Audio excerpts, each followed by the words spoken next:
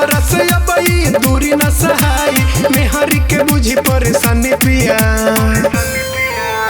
ठोपे ठोपे चुआता, ठोपे ठोपे चुआता, ठोपे ठोपे चुआता जवानी पिया, ठोपे ठोपे चुआता जवानी पिया, ठोपे ठोपे चुआता जवानी पिया, ठोपे ठोपे चुआता जवानी पिया।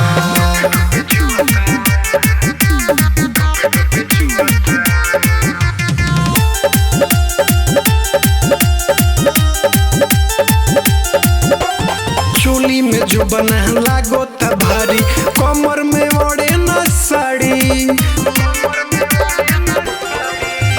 चोली में जो बना लागो ता भारी, कमर में ओढ़े न साड़ी। बोलो ये सोइया वैसा न थाती, तारा ला कबले संहारी।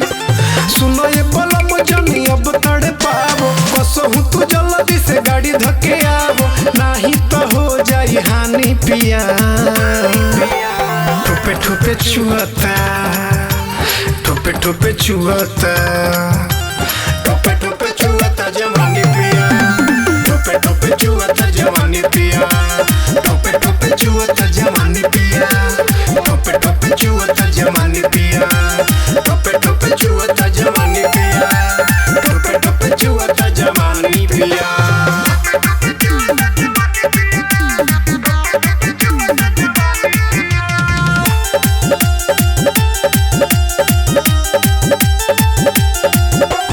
गौना करा के चल गइल बहरा, बुझलो न दिलवा के दर्द। गौना करा के चल गइल बहरा, बुझलो न दिलवा के दर्द। राइटर रविंदर ना जाने कैसन पाड़ो तू हमर मरद।